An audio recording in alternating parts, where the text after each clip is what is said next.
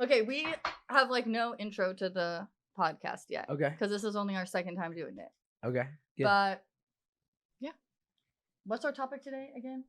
Today we're talking about habits. So that's how to break bad habits, how to build good habits, essentially how success is really the result of rituals, not just one act. You think that your habit started when did you start wrestling? In middle school? Yeah, it was about in the 7th grade. I mean, I was more of a football player, like growing up, Pop Warner football, and then wrestling it wasn't organized with the school at the time. It was like an after school program. And I was basically getting my butt kicked in the 7th and 8th grade and really took it serious going to my freshman year in high school. And so that's kind of where the habit started. But I mean, when we're talking about habits, we're talking about, routine and repetition, but also related to diet, good eating habits, and how to build that stuff as well. But you learn a lot from wrestling. We had some great off-air conversations. Cambi shared some great information about her personal life, which is interesting, and relating to wrestlers. And as far as discipline goes, wrestlers are top of the food chain. So I've had that since about the 8th grade. But I don't know if wrestling chooses the sport or the sport chooses the wrestler. It's a unique individual involved in it. But top people in general have great habits. I mean, there's no question about that. Yeah, I think that's like key too. Like the mindset of athletes, especially when you get to that pro level, you have so much discipline that you really can't function without habits or being able to systematize your life. So they tend to do better with meal prep and things like, diet when they're taught the right tools and how to focus that energy than the everyday person. Absolutely. Can Yeah. you guys tell me how to fix it? This is bothering me. Oh yeah, that bothered me too. I'm one arm down, one arm up. This is getting awkward in here. Is this some sort of thing Cambi put together? Am I exposed? Yeah, I was trying to fuck with you. There's like a little nod thing. She's like, I got a great idea. We'll put it in here. We'll tilt this chair and put the one up and one down. Great idea. We had Mike Rashid in here, and he like put his arm on, and it just went over. But yeah, I think it's on the top. Let me see. Okay. Well, until then. Well, now I feel uncomfortable helping you with these fucking gray sweatpants. Get out your seat, so I don't have to molest you. Okay, I want to still be friends with your wife. Like right here. There see? we go. So it clicks on the side, and then you can adjust it. It's because Greg got these like insane chairs that of course, they Greg have like did. 40 knobs on them.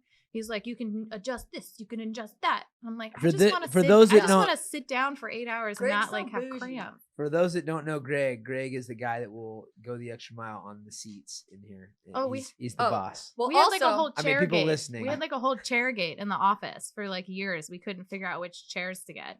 That's great. I finally like gave up and gave it to Kaya so that like a decision could be made. So we could get. She will make the decision. Yeah. For sure. Funny story about Greg though. I was looking at your Instagram, obviously because I follow you, and I see you guys are like out on razors, like on some property, and it's all these like cool looking dudes and some guy in this like button up shirt, and I was like, this guy looks so nerdy with all these other guys. It was Greg. So everyone else is like in shorts and a t-shirt, and Greg is like in. Hey, do not let the button up fool you. Greg gets down. Like, No, I know. You gotta have vision to build a company like Trifecta, and for those listeners at home, Greg is the founder of Trifecta Nutrition, and a couple years younger than I am, and a friend to all of us. But yeah, he looks pretty buttoned up and everything, but the guy can get wild if he needs to. Oh, Greg is my favorite. We troll him so hard here. We have to. We had you gotta humble him. We had an investor meeting, and he required everybody to dress business casual. So we all came in dressed super cute, ready to impress, and he came in looking like an Eddie Bauer campaign with like a vest on. Like he bought a fleece vest, which we've never seen him wear. So we trolled him so hard for this vest that we now have an annual Vestivus where the entire office wears a vest. You guys got to invite me. I'll swing through with the vest. Yes! Oh, that'd be these sweatpants and a vest. My life will be made. We had like a whole vesting schedule posted on the wall with like all the different vests, and then it's in December, so I am gonna remember this. Okay, and annual Vestivus. Just let me know. I'm a couple minutes away. I always like to drop by here. Yeah, he came into the office and we didn't tell him, and literally every single person had a vest on. And then people who, like my husband came to visit and he was in a vest. Just anybody great. that you saw all day was amazing. Oh my God, I love it. That's awesome. Okay, back to the podcast, and your hands okay? I'm all good You now. good? Okay, yeah. perfect. I know that. I knew Perfect. that was a setup. So there was something up going on. I don't know who would do that anyway. That's such a weird. Have a seat, get comfortable. Yeah. Yeah, it's like tilted. There's like something sticking me in the back. I'm like, all right. See how long until I say something? No, okay, back to keeping good habits. Yeah. Because as much as I like messing with you as well, I do want to get your opinion on this, because people who are listening or watching are going to be in such different parts of their fitness journey, and obviously you've like hit the peak, like you know what it takes. So what does it take? I think this is interesting because obviously, everybody knows themselves the best, and you know that you have times of great discipline, and there's times when you fall off, etc. I would say, and this is a good lesson. I learned this my freshman year in college. We had to do something called a official weigh-in, and you had to do it one time in your career.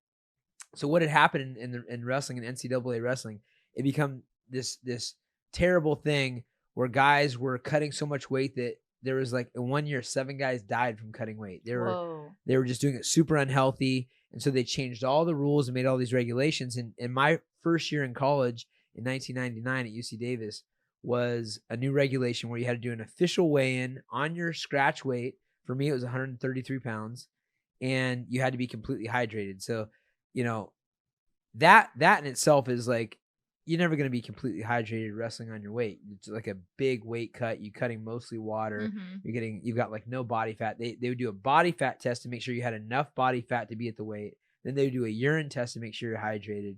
And it was a miserable time, but you only had to do it once to qualify for that weight.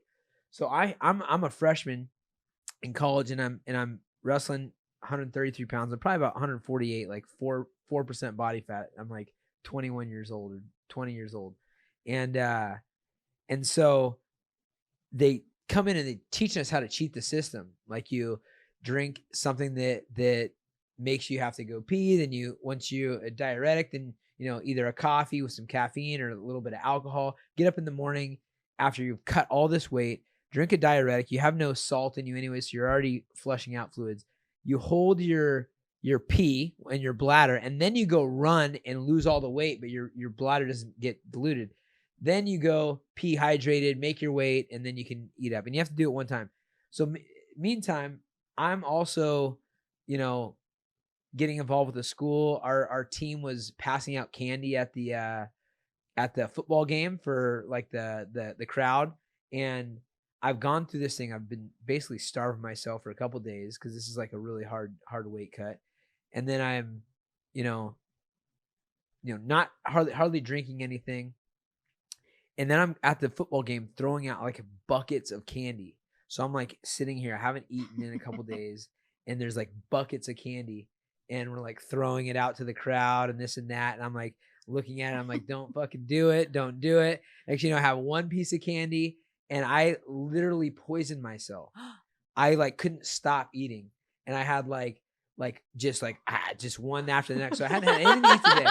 And I literally felt like my eyes got bloodshot. I slept for like 12 hours. I usually sleep like 6 hours. And gosh. I felt like I was like extremely like drunk and then hungover. Yeah. And learned my lesson.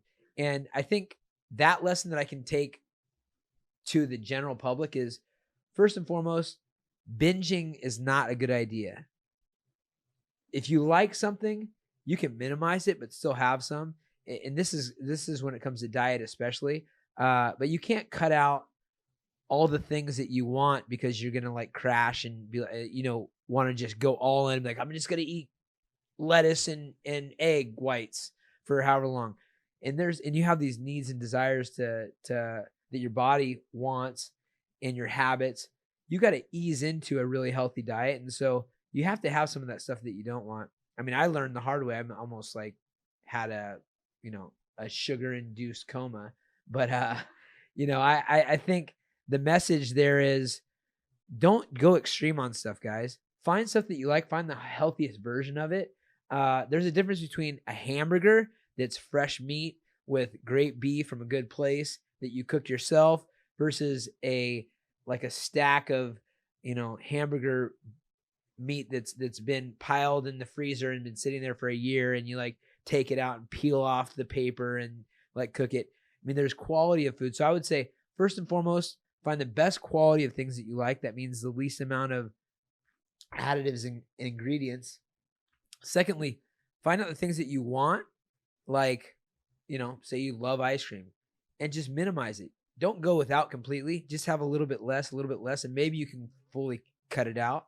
And then I would say probably the last thing on that front is really study food. And I had to do that as a college athlete and somebody who is having to fluctuate my weight every year. I had to really understand what the functions are in food. And I can give you just a brief overview of my nutrition class and buying books and reading myself. But, simple sugars, like even eating a piece of fruit, it's like a 15 to 30 minute, introduction into your energy system. Meat takes 6 to 8 hours depending on the type of meat, and it's more for muscle building, and you get some creatine from it. There's simple carbohydrates and there's complex carbohydrates. There's good fat and there's bad fat. And so understanding how food works really helps you become a thoughtful eater. What am I going to do in the morning? I'm going to get up and go for a slight jog. I can have something sweet and go do that. Am I going to end my day with after a full day of hard work with some meat? That'll help build some muscle and replenish, whatever's been broken down. So become kind of a student of it, and then it'll be the why. And people are always looking for the why in their life. Like, why am I doing this? Why am I doing that? It makes sense for food. And then people are like, oh my, I remember going on Carmichael Dave. You know Carmichael Dave? Yeah. We've been friends since elementary school, and I'd go on his radio show, and I'd always bring in like a big burrito. And he'd be like, I can't believe you eat burritos.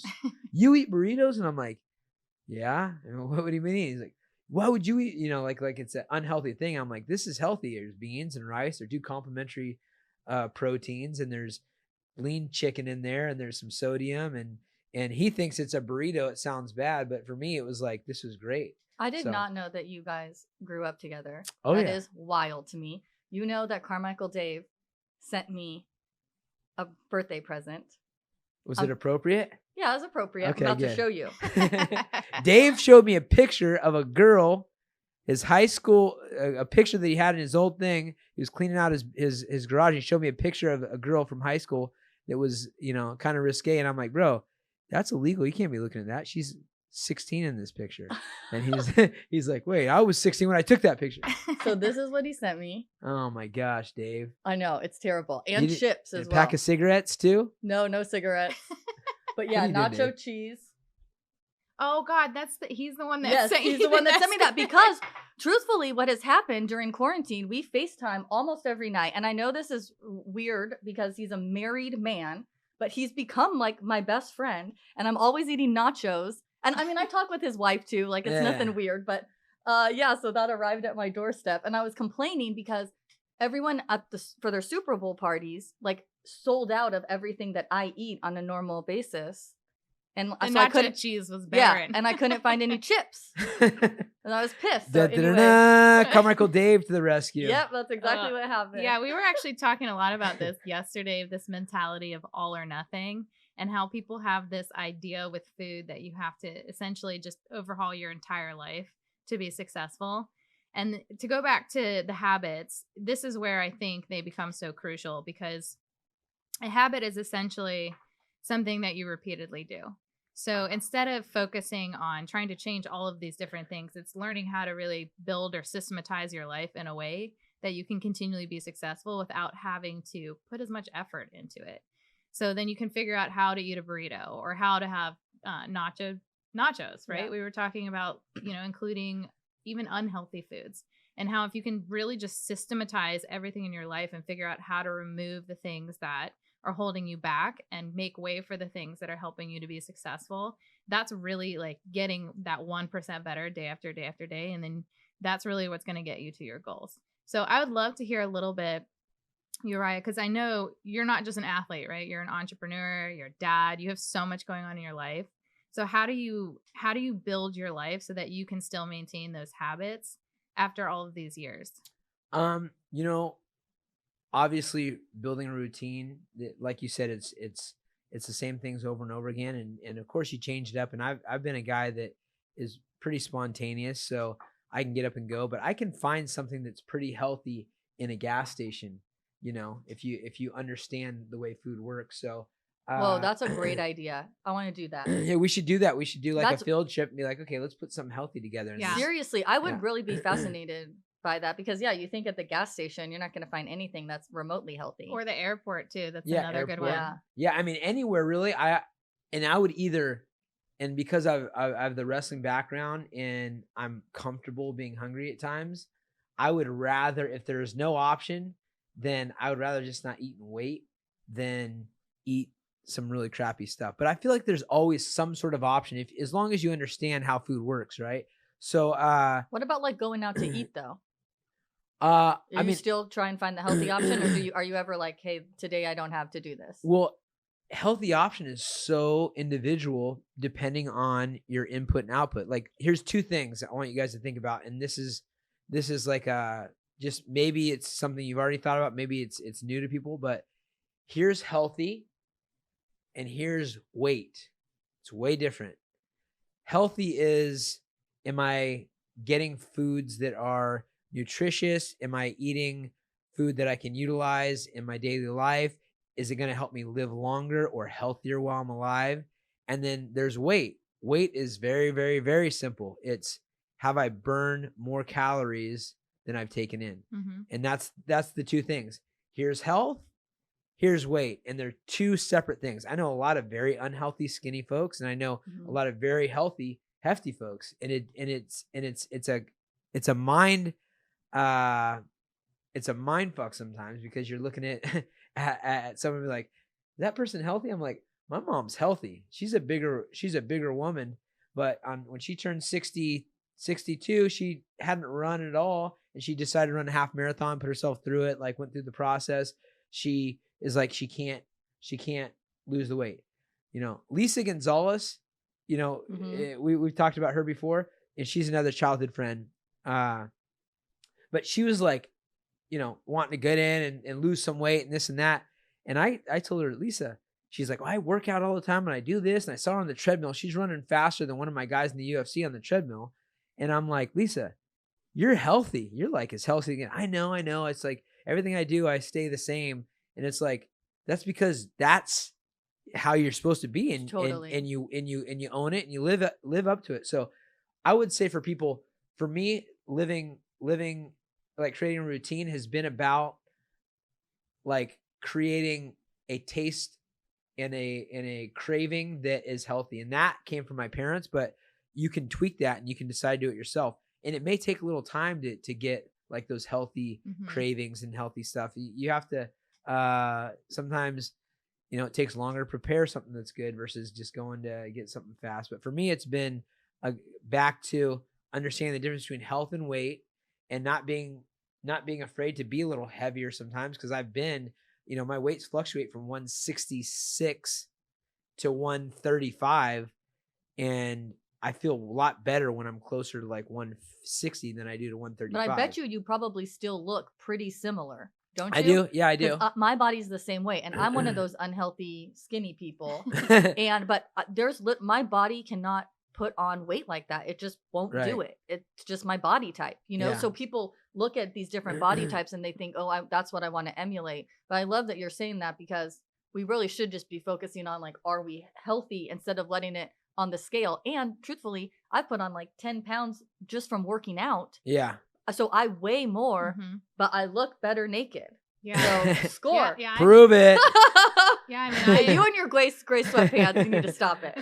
I know I gained about 10 pounds of muscle in the past like 3 years, and I wear the exact same size pants that I always have. You just look better in them. What's our catchphrase? Oh, be a badass with a good ass. Yeah. I'm a fan of that. Absolutely. You guys do your thing. The other thing too with that, like, people tend to demonize one item, and you can't just look at like this one piece of food and say that this is healthy or unhealthy. You have to think like, okay, you're not just that one decision, right? Right. You're accumulation of all of the decisions that you've made over your entire lifetime. So you can't possibly think that one day or one meal is going to unravel all of that or change it either. Right. So you can't just say, like, I love the meme where it's eat a salad and all of a sudden you're like healthy AF. Right. Oh my gosh. That mentality exists in all of us, though. We tend to think like, oh my God, I had cake today. I'm so bad. I've ruined everything. I'm like, did you have cake every day for like your entire life so far? Because if not, Yeah, you're gonna be okay. You'll be okay. You're gonna be okay. I've got a great example of that, and it's just the conceptual. And people are uneducated sometimes. And there's two scenarios. One was Brian Bacher. I come in and he's cooking pancakes in a pan with bacon grease in it. And I go, bro, what are you doing? He's a wrestler at UC Davis. And he goes, what? It's homemade. And I go, what do you mean it's homemade? He goes, it's homemade. I made it. I'm like, so for him, the word homemade means healthy. It's homemade. I'm like, okay, well, exactly like yeah, whatever. and then the other one was a guy, Nick D. Nick D was another guy. He always was having trouble. Now he was half Samoan, so I get it. But and he was trying to cut weight to 157 pounds, and he was always like, man, I don't know what it is. Can't cut the weight, man. I keep having trouble. All I've been eating is salad. And I'm like, damn, really? And so then his family hosts a get together at the end of the at the end of the season. This is classic. And his mom's from Hawaii, his dad is from here, and they had like 4 different kinds of salad. There was potato salad with mayonnaise and bacon, and some chives, and then there was a Chinese salad that had like fried wontons and like a sweet sauce. So these are not even healthy at all. And it's like cabbage. I cannot. And then there was a fruit salad, but it had marshmallow instead of yogurt. And there was some other kind of salad too. It was like another salad with croutons, eggs, and ranch dressing. All salad. Standard. And he's like, I don't know what it is. Can't get that weight off, man. Just been eating salad. It's like, bro, this is not salad. This is fat, sugar, fat.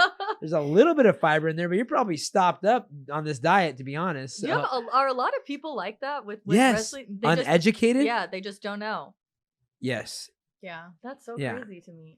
I mean, luckily at UC Davis, there's like, and that's where I went.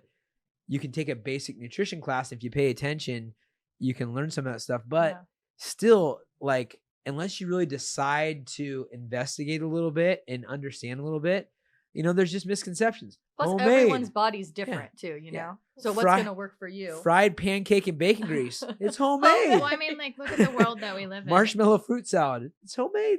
Look at the world that we live in. Yeah, I mean, it's so easy to have junk food and have an abundance of food around you at all times. Yes. And we don't have clear nutrition messaging. The food industry is not designed to improve your health. It's designed to sell food. Yeah. Right. So, I mean, people are just set up for failure. They have no understanding. It's amazing how confused people are. Totally. Or like that skinny tea. I always see that advertised. People think they're just going to drink that tea and all of a sudden the weight's just going to It's actually fall off. so much Great easier. marketing. So much easier than we make it. And even just understanding like what is healthy and what isn't, that's one piece of it. But you don't even have to just eat like 100% healthy all the time. Totally. Right. You just got to do like a little bit better each day. That's really all you got to do. What about for you going to the gym? What motivates you to go to the gym? Well, for me, I've created a lifestyle. You own the gym. Yeah. Well, I've created a lifestyle where I don't feel comfortable unless I do. And so that's the same thing like somebody that smokes cigarettes or somebody that needs their coffee or somebody that needs whatever. It becomes an addiction, And so right in the morning, is that when you go? Well, I don't work out every single day, believe it or not. I mean, I did multiple times a day, every day for 20 plus years. But, and this was the biggest thing with retirement was I was so used to such a heavy load of working out, and I ate like that. I never counted calories. I would eat and eat and eat and eat whatever I want. Luckily, my family had built some real healthy habits, so I was craving healthy things. But that's the one thing in retirement. when I retired from full-time athlete was realizing that I had to adjust my eating habits because I was in the habit, like we talk about, of eating a ton, but my life was eat a ton, work out a ton, eat a ton, work out a ton, rest, do it again, do it again, do it again. So I was still in a habit of like still wanting to eat at those times, and so I had to really cut back what I ate because I wasn't working out as much. And it was perfect timing because I got involved with Trifecta in 2016. Greg and I were introduced back then, and really it was the very beginning of this company. And it was like perfect timing for me to be able to incorporate healthy, like my type of food that is easy because it is delivered on my, I get to eat it on my time. I don't have to prepare it, and I can, give or take the amount. So that was the biggest thing that I've had to adjust to. And then when I came out of retirement, one of the things I enjoyed the most was how much I enjoyed food and liquids and everything. I mean, I was like, I forgot how great it feels after you're so hungry to have some food, or how great it is to want to go to sleep instead of like having to make myself go to sleep because I got too much energy. And that was something that I got to see after 20 plus years of being an intense athlete, like some adjustments that I had to make, and then really coming back to appreciate how much food meant to me and how much being fatigued and being able to rest meant to me. And so I take that now that I'm like kind of in limbo in my career of whether I want to take a fight or not. Coming up on my birthday, it's like, it sounds like a good time. But I do crave some of the punishing parts of my life, like, being on a really strict diet where I'm, working out super hard and that kind of stuff. But totally. You know what? Touchy Feely actually tweeted out about this and was saying how sometimes he misses the hustle. And when you're like first starting out, you don't have any money. You're trying to pay for this healthy food, which can be more expensive. Yeah. And trying to pay for everything. And there is kind of a fun part about that grind that once you get to a certain salary, I guess, you don't really feel that. Yeah. I'm not worried about my mortgage getting paid, where before I would be like, oh my God, I may not have enough money for rent. Like, what am I going to do? And you're just like scrappy about it. Yeah. I like that. And I mean, I'll take it to the next level. I remember I had a sponsor when I first started fighting, Dunmore Communities, Jeremy and Sid Dunmore. And I remember driving, and Jeremy had his own driver. I was just, he had a henna tattoo on my back during my first fights at these Indian casinos and stuff. And we became friends. And I remember driving up in Roseville, and he had a driver, and he would be in back getting jacked up all day. And I was like talking to him about, I was like, AM PM gas was like 20 cents cheaper than Chevron or whatever it was. And he goes, what'd you say? I said, dude, it's like 20 cents cheaper over there. And he's like, man, I've never thought about that before. Like, never thought about 20 cents or 15 cents on gas. And it put it in perspective to me. I'm like, what? Like, you've never thought about that? You save like, $5 or, whatever it is. And he was like, man, I've never thought about that before. I'm like, thought about what? He's like, just the price of gas. Just think about it. He came from money, and he was thriving as a businessman. And for me, I was super aware for him and me, like, dude, let's go rate this 15 cents cheaper a gallon. Yeah. And he was like, what? Like, it shocked him that you think about it. And it's the same thing with this other, what we're talking about, and that hustle. And I'm still, it's hard for me to let extra food go. Like, I'm really going to throw that away because I'm in college mode still, but there is something about that grind that you still can appreciate, and hopefully build some habits there too. I'm so wild that he never even thought about the price of gas. I remember signing when I bought my condo, and I was signing, and I just started bawling my eyes out because I was writing a check for like $7,000 or something. And I remember having 37 cents in my bank account at one moment. So to go from like 37 cents to writing the $7,000 check, and then also freaking out because I was like, do I have this much money in my account? Yeah. It's just crazy. Oh man, things are in perspective. When I first started, and you talk about habits, and this is good because it will stay on topic on the habit side. When I had a lot of stuff to do in college, I was the best. I was literally a college athlete. I was, I was in a relationship, my high school sweetheart at the time. I was working at Pluto's, which was a great place to be an athlete. It's lean meats and salads basically. And I was also working in the laundry room at UC Davis, passing out jock straps to my teammates. Hella busy. Yeah. I'm telling you, when you were talking about this, all I could think of is like, think about how things are right now. All these people have been at home. You don't have that hustle anymore because people are working from home. Yeah. So you probably, even though you had way more stuff on your plate, you were getting it all done. Oh my God. And I go, okay, so I had my schoolwork, and then I had to sleep. So and I remember this because I'm terrible at planning stuff right now. And I remember this, I would have a minute by minute on a piece of paper that I would say, at this time I do this, at this time I do that, this time I do this. So I would go to wrestling practice and I would jog over to Pluto's. And it's funny, I still, because in that job you say the same thing over and over and over and over again. This is another habit thing. I can still say it right now. I'm like, hey, welcome to Pluto's. How can I help you? Would you like a Caesar or Farmer's Green, side or main? What are your 7 toppings? Would you like to add meat to that? Focaccia or sourdough? For here to go. I would say it over and over. I used to dream that. I'd be like, I wake up in the morning. I would be dreaming. Hey, welcome to Pluto's. How can I help you? Side or main, Caesar or Farmer's Green. What kind of dressing would you like? We have balsamic vinaigrette, Caesar, or honey mustard. And then go through the whole thing. I would dream that because I would say it over and over and over again. Every customer in the place was busy, so I would go to and I worked in the equipment room, passing out jocks to the other athletes. So I would do my laundry at work. I'd have it ready. I'd jog over to Pluto's.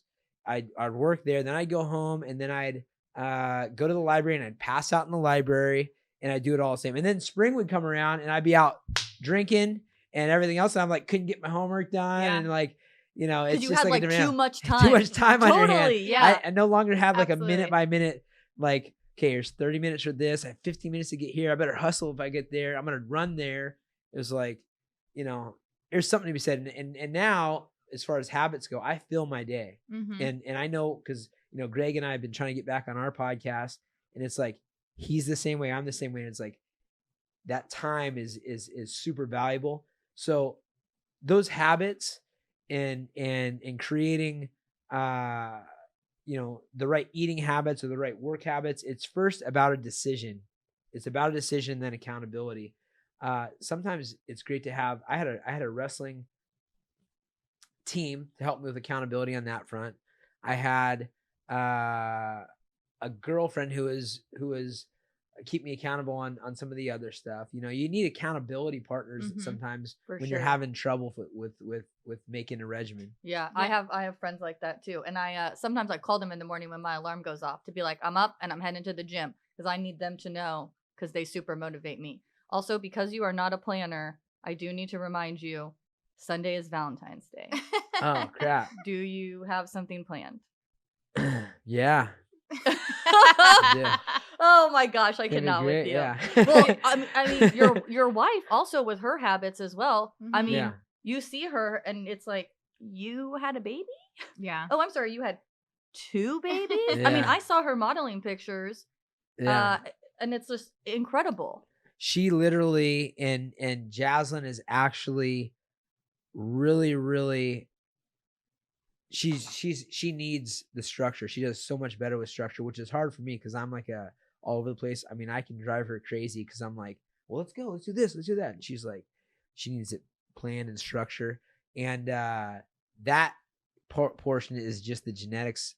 Fortunately for her, she had baby 7 days later. She's like the same size. Didn't work out for a whole year. Had another pregnancy, went through, and 7 days later, after the second baby, she's the same size. But now she's back on her regimen. We've got, things have settled down. Rome is 4 months old. Callie is about to be 2 years old. And so Jaslyn's getting back to her regimen as far as working out goes. But the one thing about her is she absolutely is very, very conscious about what she puts in her body, and a lot can be accomplished through diet. Like I said, I don't work out like I used to, but I can maintain, the exact physique and everything that I had prior with just, manipulating what I eat. Totally. Oh, 1,000%. We always coach people through this at Trifecta because the first thing everybody does when they want to lose weight or they want to change their health is they join a gym. Yeah. Which is that's so weird to me. I don't understand why that is our mentality, but from someone who has no nutrition background, if I were to say to anyone, hey, I want to lose 10 pounds, the first thing that they're going to do is be like, oh, let me tell you about this gym, or, how often are you going to the gym? When in actuality, it's like most people work out an hour a day max. You got 23 hours left in the day. Yeah. Like, where do you think the rest of that energy is going? And you eat a lot, like what you're eating and the amount of calories you're taking in compared to the amount of calories you're actually able to burn. Yeah. It's much easier to make changes in the diet and have a better effect. 100%. And like you said, and it happened to my mom, she's like, I've been running. She was 6. She's like, wanted to do this half marathon because she wanted to lose some weight. My mom is great at she's mentally strong as hell. If she wants to go on a diet, she can lose, however much weight. But she wanted to do this run, and she thought she was going to lose weight because of it. But what happens when you work out a ton? You get hungry and you build muscle. And she's like, I haven't lost any weight. I'm like, Mom, you're getting in shape. You're strong. It's like, I wouldn't want to mess with my mom. She's strong. Bigger than me now. Like, she's the same genetics. She's strong. But I'm like, that's not your healthy. Your healthy is you're strong. Totally. Yeah. My brother wrestled for 1 year in high school. And my mom, when he'd come home and he was thinking he was all big, and my mom would just tackle him and she would just pin him down on the ground and she'd be like, I can still take you. She'd be like, don't forget it. So That's awesome. You can't mess with moms. No, moms, they're going to have that over us for the rest of our lives. Yeah. But, yeah. And so that's something to understand is, and it used to happen with swimmers also. Swimmers, that's one of the most physically demanding sports to be full body, full body workout, and you're going to get hungry, and it's okay to get hungry and build muscle, and you may gain weight. But I think really understanding, like, okay, how do I build habits? You build habits by doing things over and over and over again, even when you don't want to do them. It's really easy when you're motivated. It's New Year's Eve, and you're like, this is new year, new me, and everyone else is doing it, and I'm going to write this down, et cetera, et cetera. When you're motivated, when it's easy, but it's really hard when you don't want to do stuff or it's not convenient. Maybe you're behind on getting the groceries, or your only option is stopping at a fast food place or whatever it is. That's when your habits have to be built, when you don't want to do stuff. Yeah. And the way I like to separate the crap that you don't like to do from staying on target is remembering why you're doing things. Because it's like, it happens with athletes all the time. They say they're burnt out. And they're like, oh, I'm burnt out. Yeah. And it's like, burnt out is you focusing on the stuff that you don't like and forgetting about the things that you really want. I want to fit into this dress, or I want to look great for this photo shoot, or I want to be an example for my kid, or I want to, be this top athlete. That's when you have to dig deep to build your habits. Yeah. And if you even go back to what you were talking about in your time in college and how jam-packed your day was, there's a lot that you can unpack there around habits, because what is your option, right? If you don't maintain this schedule, what happens? Right. Like, you fail. Shit falls apart. Yeah. So you got no money. That's a pretty good why. Yeah. So you got that going. And then ironically, when you have things so like stacked up like that, you're subconsciously using triggers, which is also really key to habits. And you can have triggers for good habits and bad habits. So it's not just like, hey, I don't want to do this thing and I got to keep doing it. Think about like how you can construct your day to make that easier on you. So great example is like, if you are trying to, we'll use the gym as an example. If you're trying to hit the gym after work every single day, don't pick a gym that's like out of the way from the way home on work. If you have a gym that's like on the way or like already part of your natural routine, it's going to be a lot easier when you're driving by that gym every day and you already have the thought that you want to go there. Yeah. Or like I can't work out at night. Like that is not for me. When the Yeah. workday's over, I'm done. So it's like if I don't go when that alarm clock goes off, I've screwed my whole day. And that's your trigger too, right? You have your alarm, and we were talking about how you call your friend too. There's certain things that you can do to kind of like reinforce the behavior through triggers, and you can do it positively or negatively for yourself. One of my favorite ones too, when you're talking about breaking bad habits, is if you're me and my husband recently were trying to stop watching so much TV. We got into this like rut where I was like beat at the end of the day, and I would come home and I would sit and watch TV rather than like doing all the millions of things that I wanted to do, like read my book, like finish my work for the day, like get my crap organized in the house. So all I did was unplug the TV.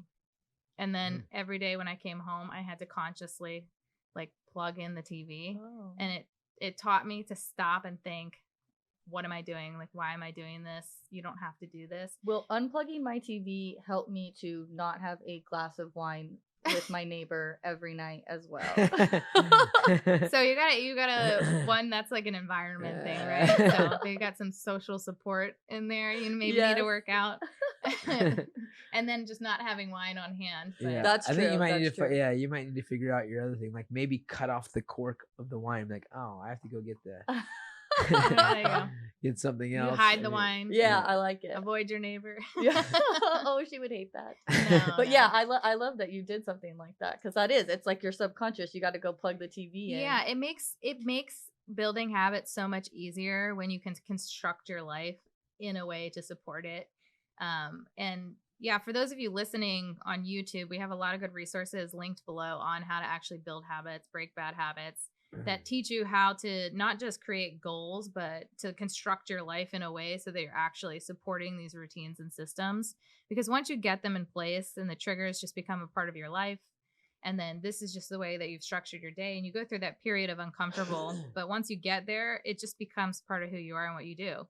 And then you just naturally go to the gym every morning, or you naturally eat better. You have better eating habits. Yeah, you don't even think about it. And it's so much easier than somebody who's just starting off. So it is repetition, but it's also, you got to think about your environment, your support system, and what else is going on in your day, and not just like pinpointing specific moments. I like that a lot. And I'm a testament to that. I mean, I literally live a mile and a half from the gym, and then I have, some other things that I'm involved with, properties, etc. And it's all kind of within a 2-mile radius, which makes my life so much easier. Now cell phones help, as long as we're constantly getting distracted on our cell phones, that you can be aware of that and like pull yourself back in. That's important. Another thing that I think is a great tool and a great aid in creating these healthy habits is, and it goes back to accountability, like you call your friend or you have somebody that you can bounce things off of. But even a baby step there is verbalizing or keeping yourself accountable. And that means like making things visual. Write down what you want, or tell somebody what you're going to do. And that way, if you're the type of person that wants to follow through on things, it makes it a lot more real. If you think to yourself, like, I think I want to lose some weight, and you haven't told anyone, you never wrote it down, you never look at it, the chances of you doing it are a lot less likely than if you've been like told someone you confide and trust in and be like, hey, I'm going to lose 20 pounds and I'm going to get in great shape, and I'm going to do this, and I want to run this, or I'm going to get in an alumni wrestling match, or I'm going to do this and I'm going to do that. Once they've said that, that you've said it, that you put it out there in the universe. And then if you can remind yourself, and even take a step further, you can write your goals down and put it on your wall. You can keep it in your wallet.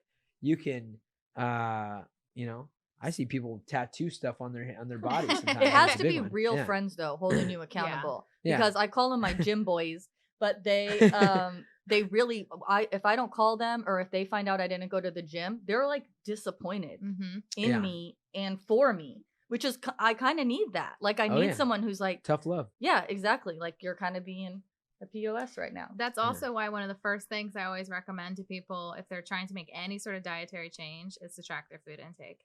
Yeah. Because you can sit here and guess all you want, but we go back to like calories. Yeah. And healthy. If you want to actually see what is going on and to be able to figure out where you can actually make small changes and make some adjustments that are going to make a difference, you got to figure out what's going on in the first place. Yeah. So if you're not tracking your habits or your daily routine, you got to take a look at yourself first, because you're just guessing otherwise. You know, you can sit there and say, oh, well, this person goes to the gym or this person's on a vegan diet, I guess I'll try that. Yeah. But that doesn't mean that that's going to work for you. For sure. Everyone always likes whatever is like catchy right now too. Okay, before we end the podcast, you are a role model to a lot of people. They want to be just like you. What would you say to people who are like, I want to be in the UFC, and that's like their ultimate goal? To be in the UFC? Well, I would say first and foremost, understand, first off, good for you for verbalizing it and believing that you can, because those are two important things. Self-belief is the biggest thing. Believing that you can. And you got to be realistic if you really do believe that you can. And if you want to build on that belief or start that belief, then you got to take a baby step into the habits and the surroundings and the mindset. And so I would get to a place that, you know, like my gym for one is a place that can create that kind of environment. But there's plenty across the globe. So I would say, hey, get in there and test out the water, see what you like, what you don't like. Maybe it's not for you, but if it is for you, you have to know it's going to be a very long journey, and it's going to be trials and tribulations, and you have to keep on going and you have to keep on improving. There's a lot to learn. So number one is think that you can. And number two is put yourself into the environment and like start creating the habits. And then you have to do kind of it's like a self-assessment. Like, here's the theory. I think I'm one of the toughest people on the planet. I think that you know, if I if I work out with this regimen, then I can beat everyone. And then you go through and test it. When did you first realize that you were really good at this? I gotta give it to my parents. For whatever reason, I've got like the Italian mom that just like builds you up. So I've got this inner confidence since I was a kid that like, oh yeah, you can. Like, this is my kid, you know, like whatever. So I've got that internal thing, and there's probably a little bit of environment, being a natural athlete and being drawn to that kind of thing. So I've had, you know, bits and pieces of success here and there, and kind of known as that I was, you know, that type of person. And then trial and tribulation through wrestling. I first started wrestling. I got my butt kicked, and I still thought, well, I could be really good at this. I didn't be like, oh, I got my butt kicked and I suck at this. It's like, no, I'm good, but I have an excuse. What's my excuse? I'm not good enough yet. So get good, you know. And that took a long time. I was pretty good in high school, and then I was top 12 in the state in high school. That's really good. which is really good. And then I went on to college, which is the nation, Division I, and I was top 12 in the nation and took second at University Nationals. And then that was really good. And then I went on to continue and started the fight game, and I just didn't stop. And I didn't stop improving. And I didn't stop the journey. And so I had guys in high school that used to beat the crap out of me when I first started. And then I was catching up to them at the end of high school. The guys that I didn't catch up to, I caught up to them or beat them in college. The guys that I didn't beat in college, I kept on my journey in the fight game.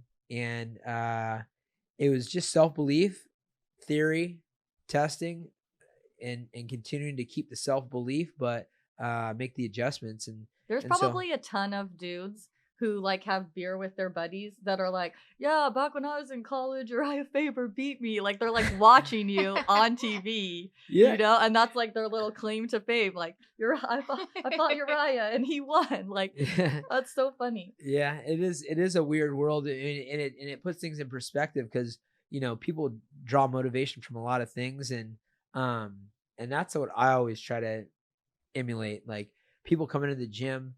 You know, we got a kid that just moved out, Jacob, from like Tennessee or something, and he's a little kid and he calls me Mr. Faber and everything else. But I treat everybody with the utmost respect, and that has been the way I've gotten a lot out of people that you hold on a pedestal, and they're homies. You know what I mean? They treat you with respect and treat you as equals, and then you realize like, oh, they're just regular people, and it helps you to think bigger. So I always try to put that out there and treat everybody as an equal, and hopefully not just people that I've competed against throughout time, but people that come in contact, and then people that are watching at home be like, oh, that's a down-to-earth regular guy, and he's doing this, and I can do it too. So I like that. I take pride in it.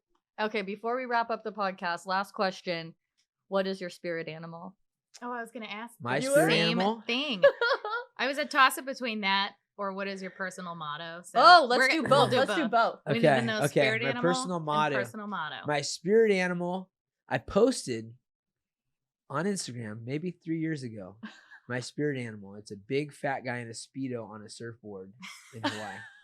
He's bald on a Speedo, just doing his thing. Okay, I'm pretty sure someone got me a birthday card because my mom kept asking me what I wanted, and I was like, all I want for my birthday is a big booty hoe. And the picture's on the front of the card. That's and then she great. wrote inside, your big booty hoe. That's awesome. Maybe Jason can pull up my post, because what I did was I said, this is my spirit animal. It's a big fat guy with a great tan, no hair, Speedo on a surfboard. That was my spirit animal. And then I said, can some of you guys out there make me a meme with my face on this guy and the UFC belt? And so then we had a bunch of people send in. I love that. Send pictures of that. That should be on there too.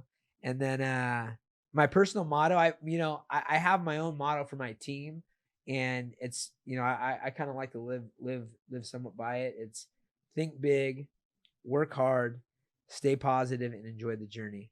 So that's been my thing for my team, because these guys have to think big. That's step one. If you're not thinking big, you're just not going to make it. Then you have to work really hard. You have to stay positive, because it's always going to be a hard road. And if you're not having fun, you might as well not even do it, to be honest. Totally. We have a coworker who has a motto. I think it's like strap up. Strap up. Something. Keep it easy. And what? Strap up, be tight, keep it easy. Does that sound sexual to you? I'd like to meet this. So I want to interview this person and figure out more about this. I had so many questions. Here's another one. Here's a good one for Jason. Jason, don't sweat the petty stuff. Pet the sweaty stuff. There you go. I cannot. All right, and be a badass with a good ass. That's right. I like that one too. It is always a pleasure to have you around. Your energy is just contagious. So we appreciate you. Oh, thank you guys. It's been awesome. And what is it? It's now we're gonna plan your Valentine's Day. It's Emmie and Cambi, and we like the boom. We like the cars that go boom. I like it's it. Emmie and Cambi, and we like the boom. There you go. There's your theme song for the podcast. Wait, actually, that's a wrap. That is not going to be our theme song, because I've been rehearsing. Oh, you guys are going to appreciate this. Jason especially is going to appreciate this. Well, let's hear it. I've been rehearsing my Eazy-E song, "Give Me That Nut." Oh boy! Give me that nut. That's right. It's like that, and it's like this. I'm obsessed with that song. Yeah, have you heard it? Oh yeah, I've heard it. Okay. How old are you girls? Well, see, her and I are the same age, and I had never heard it before. Wow. So when I heard it, I was like, what in the hell is this song? And I'm celebrating my birthday tomorrow, and I'm about to perform that song. Can you please send me your birthday playlist? Because it's good. already pretty good. Oh, I will send you a video of me rapping this so you can see. And I do have a rap name. It's White Cheddar, because I'm white and I'm cheesy. I like that. Okay, but hey, before we go, let's get the official version of my song. Okay, yeah. Like, I'm gonna do "We Like the cars that go boom." I'm Emmie. I'm Cambi. And we like the boom. Okay. So we'll like the boom together. Ready? Okay, I like it. Let's go. We like the cars that go boom. I'm Emmie. Mine two again. Ready? We like the cars that go boom. I'm Emmie. I'm Cambi. And we like the boom. There we go. That's a hit. It's a hit.